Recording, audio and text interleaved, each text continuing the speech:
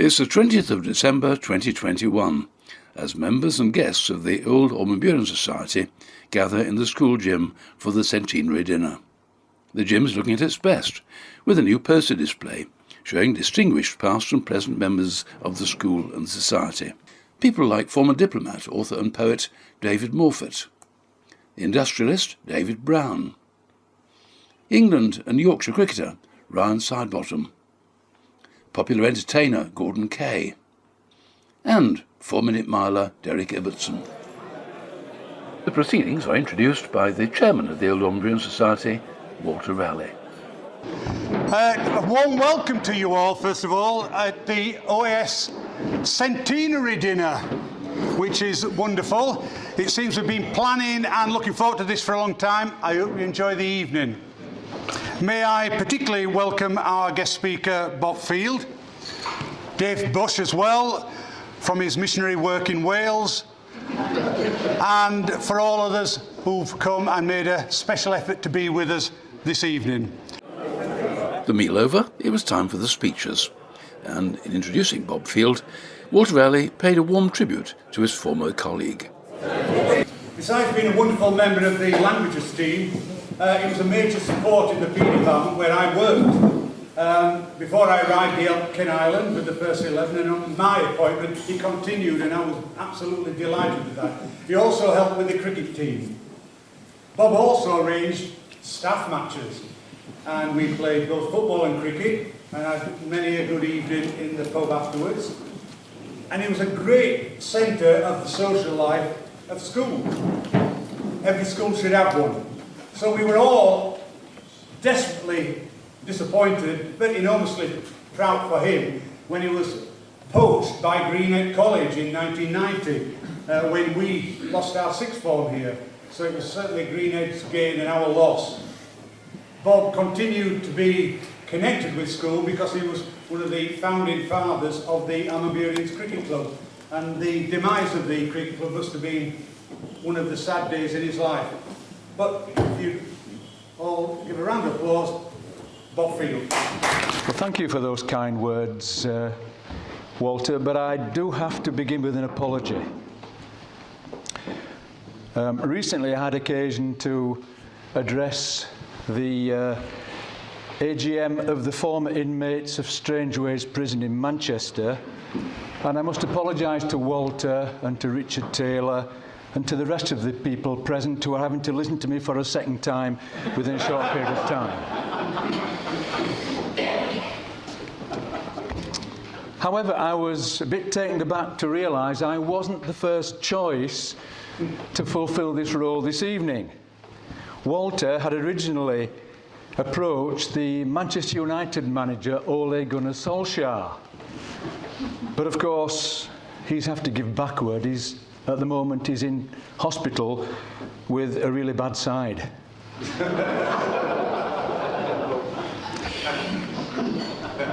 I got the call during the first lockdown from Walter. The conversation went, Dave Bush is coming along to sign his new book.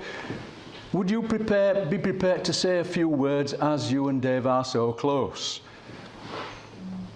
I gave it a couple of days' thought and reluctantly agreed. I was a bit taken aback then a few days later when I received an email from Roger saying, "Dear Bob, thanks very much for agreeing to be our main speaker at the dinner." When I asked Walter what my mission was, he said fairly straightforward, stand up, speak up, sit down. I said, well, can you elucidate a bit? He says, yeah. Stand up so everybody can see you, speak up so everybody can hear you, and then sit down so they can all enjoy themselves.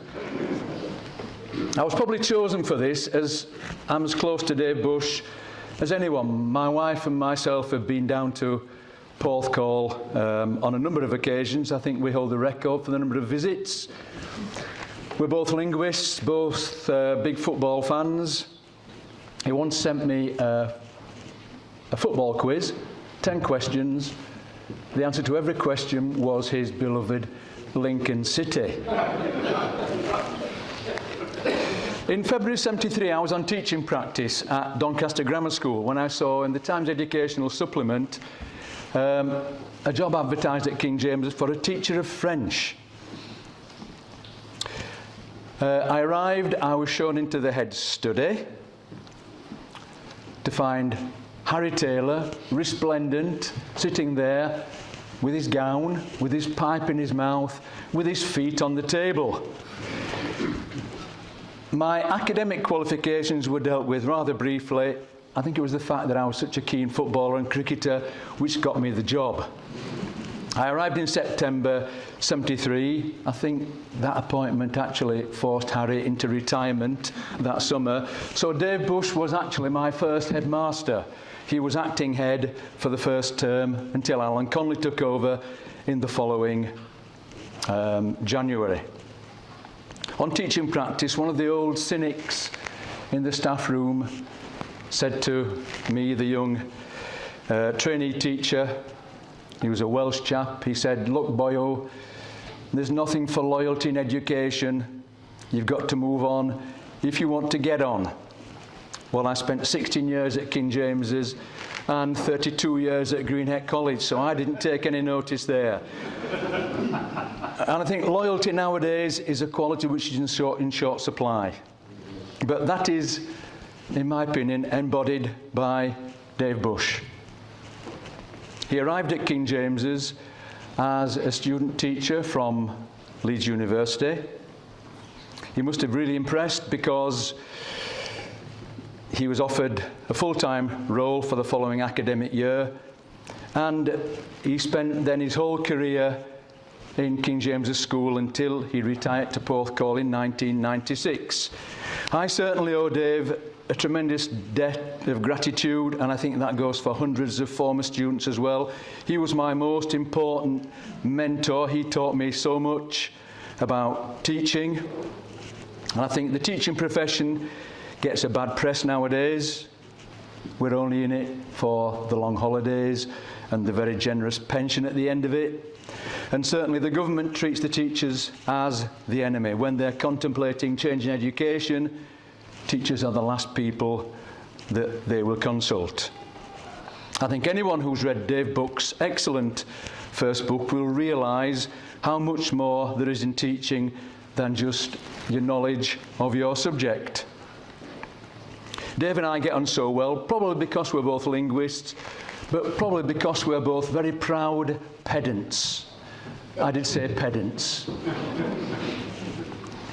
We both are interested in the correct use of the language. We will both belong to the Apostrophe Protection Society, had it not folded 2 years ago. Had it not folded 2 years ago when the founder died. Nearly every day I drive along Long Lane. There's a sign for the local garage that says MOT''S. I'm still to work out what Mott actually owns.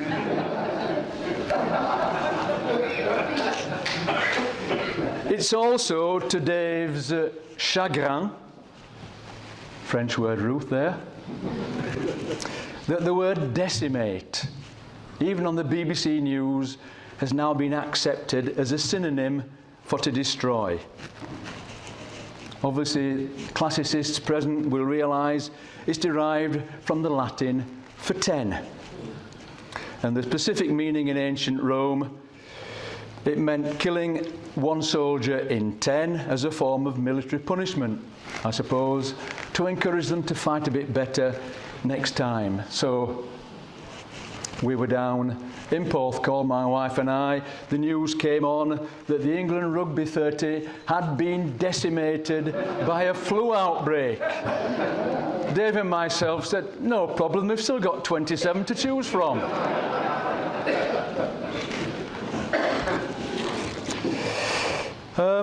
My wife and I have enjoyed many visits to Dave and Margaret in Porthcawl. Recently, Dave was in Porthcawl Centre in business. He walked past Timpson's shoe shop and his eyes lit upon this pair of shoes. Having made the purchase, jumped in the car, headed back to home.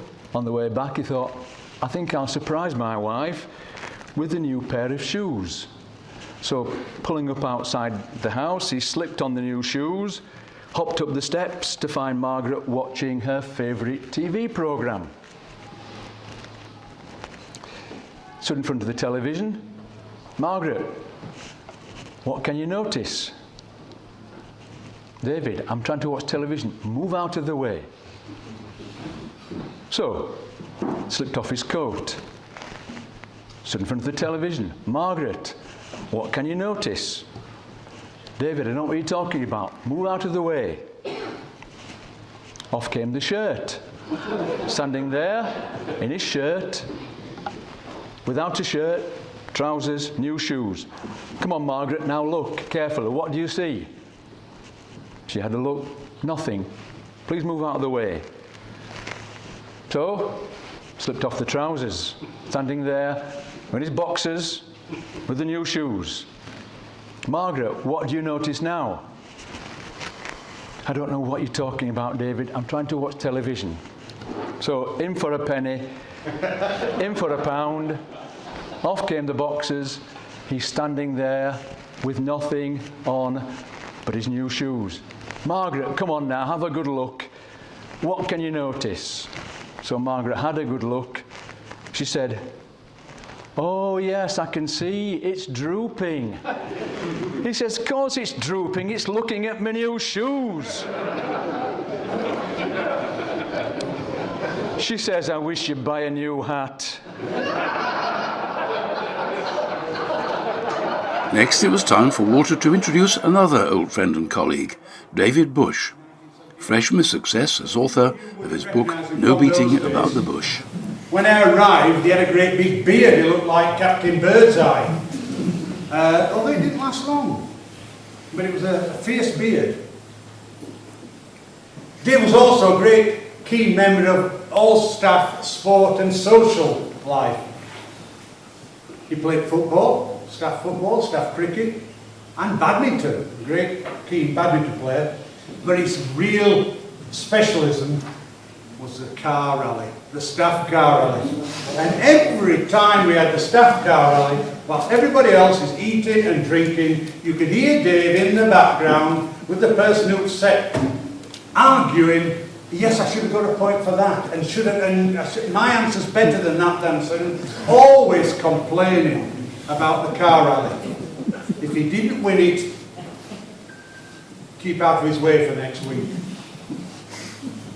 When Dave retired, he was closely followed by Jack Taylor and Pat Reed, and it was certainly an end of an era, and we should all be grateful for that group, for the enormous part they played in developing our new school, a vibrant, comprehensive school out of the ashes of the grammar school.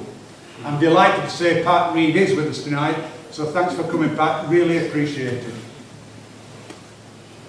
I can't possibly end this little introduction for Dave without mentioning something which I've learned about Dave. He's always been, I think, community spirited. He was a scoutmaster for years, but he's also been a great supporter of the National Blood Service. Now, when I was 18, I started giving blood, and I've tried to go as regularly as I can, and I'm not up to 60. I saw that Dave has given more than 100 units of blood. I think that's a fantastic achievement. 113 now, Walter. Sorry? 113! Good grief.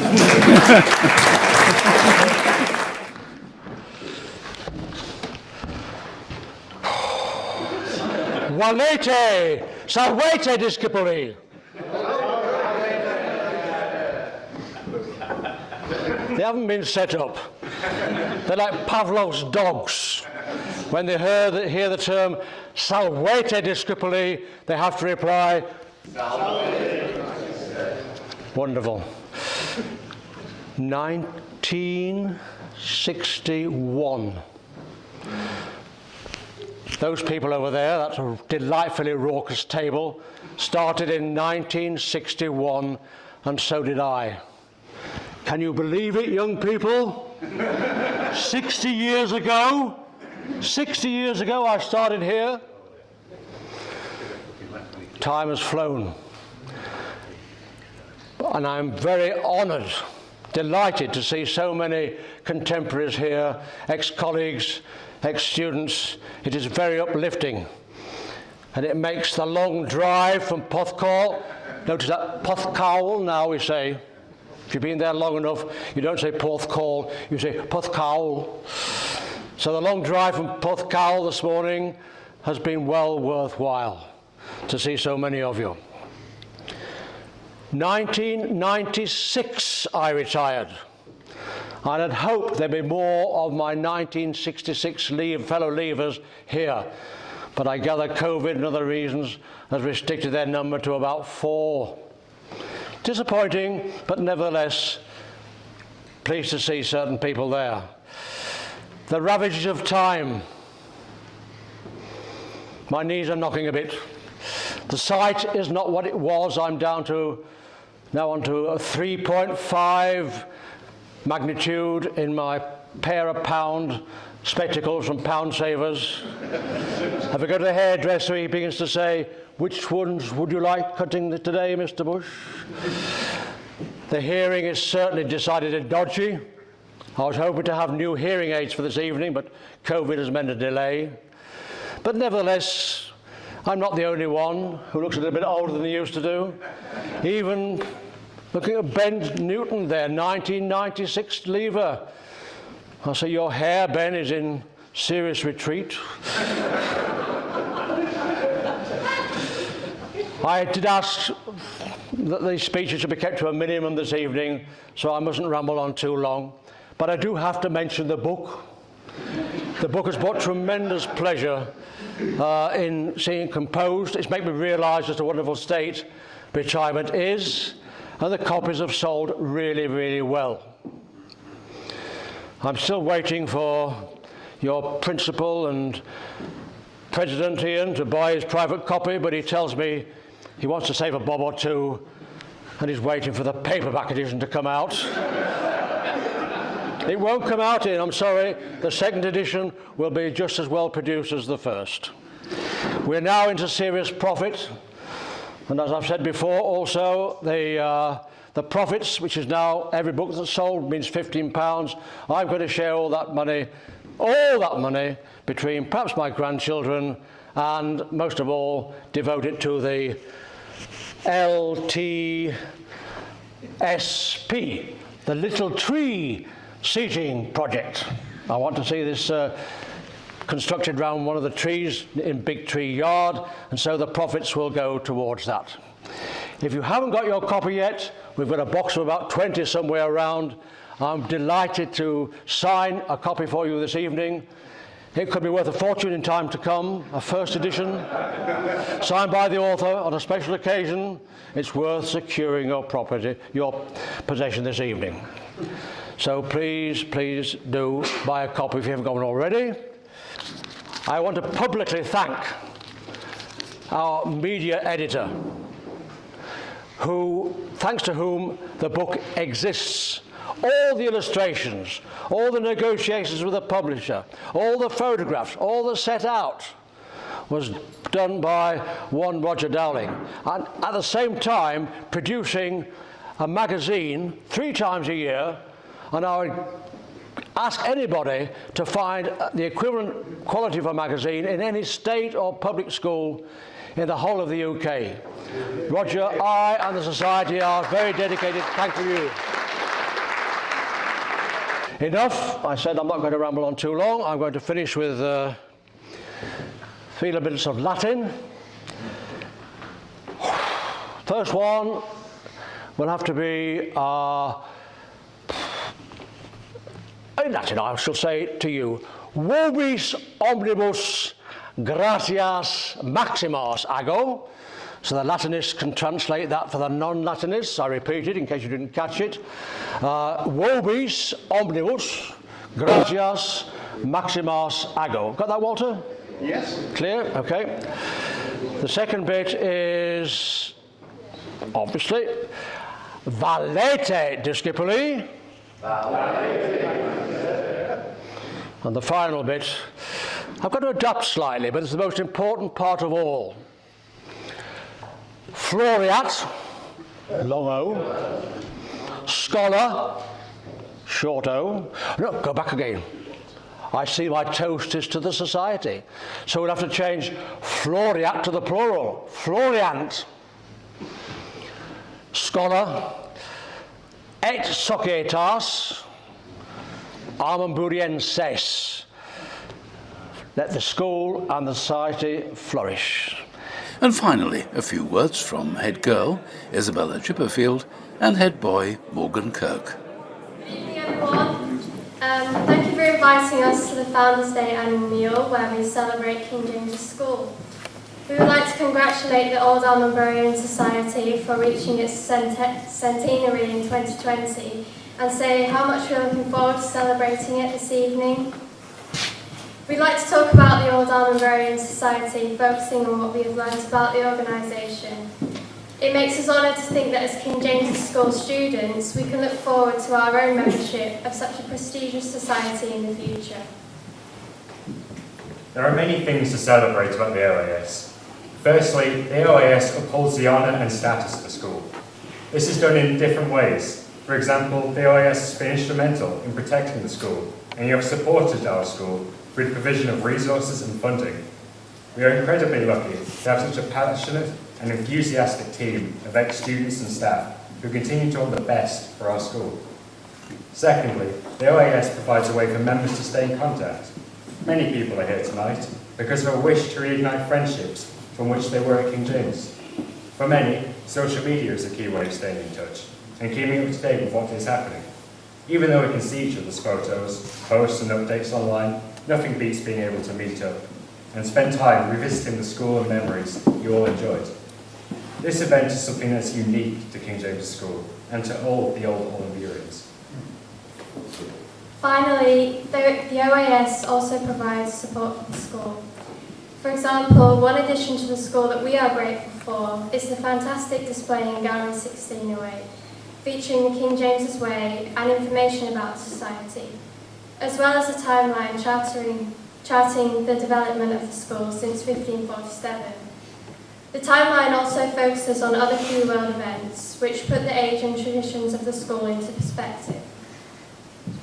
We are also thankful to the OAS for their upcoming plans for another addition to the school, the development of seating in the Big Tree Yard. Unfortunately, due to building works, we may not see this in our time at King James's, but it's something that we know can be enjoyed by younger students and future pupils. We're glad to know that this part of our school's unique heritage will be revived. As head girl and head boy, we'd like to thank the OAS for their support and for the love of the school. We are happy to know that the future of this great historic school will be safely in your hands for years to come. Thank you. Finally, after a fine meal and some excellent speeches, it's time for the traditional conclusion of the annual Old Almondburians Society dinner, a rousing rendition of the school song.